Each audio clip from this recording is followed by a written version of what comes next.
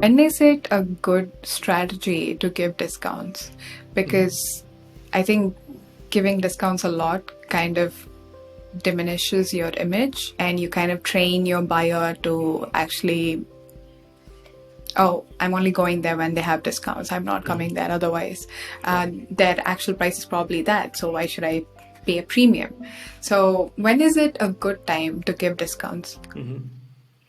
Yeah, so basically I would say it's discounts are never good, but it's kind of like a drug. Once you give it to your customers, you're stuck. And that's why we have a lot of industries or markets that are driven by discounts, because we kind of have educated the customers of becoming bargain hunters. So one example is the German automotive industry. Some years ago, with the first economic crisis, 2008 and 9, the manufacturers were giving heavy discounts. And because they thought, okay, people don't buy cars anymore, we need to discount, they didn't really address the dominant motivation, because if I don't want to buy a car, it doesn't make a difference whether it's 10 or 20% cheaper, I just can't afford it. But nevertheless, there were a lot of discount out there. So the discount level on average were rising to, I don't know, like 20, 25%. And that was a situation that the automotive industry could never get rid of for many years. So they just trained their customers, they treated them as bargain hunters because they thought customers would be bargain hunters, which they were not. But once they started it, they had a bad situation. And the same is, for example, for Black Friday. I mean, Black Friday is something that just is shifting the purchases that customers would have done otherwise to a given week.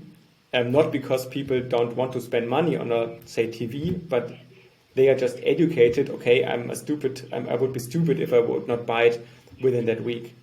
So that said, the best way to discount is, or to get rid of that, and I can use drugs as an example, is either like a cold turkey. So that's something that the automotive industry experienced last year because of the shortage of raw materials. The manufacturers just couldn't produce any more cars. And if there's a shortage, they said, okay, I cannot sell, so I don't need to give discount. And what happens? They reduced the discounts, people still bought the cars, and they made like record profits. All of the OEMs, all the German OEMs, they had record profits because they used that kind of cold turkey situation, which, by the way, was more cold turkey for the dealers, because the dealers were the ones who are actually selling on price, on discounts, not so much the customers who are buying on the discounts. But that was a good situation.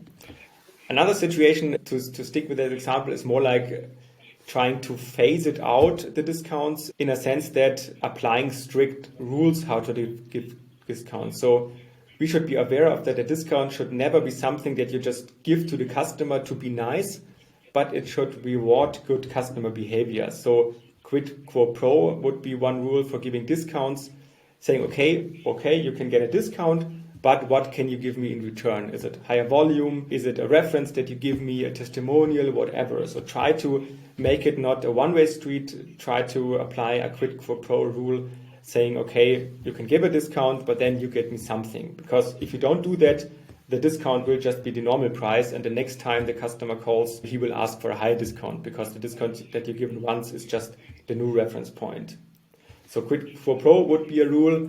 Of course, you should give it very selectively, because, okay, if you have bargain hunters in the market, and we do have a lot of bargain hunters in many markets, they need a discount. But for that one, say, okay, we should really differentiate. So say, okay, only if we are really sure that there's a customer, or if it's a customer that wouldn't have bought otherwise, then we should give the discount. If that's not the case, don't give it. So if you have a risk avoider, don't give a discount.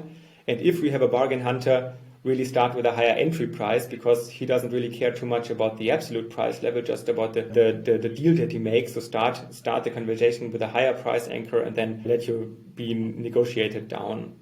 So that would be another rule to deal with discounts.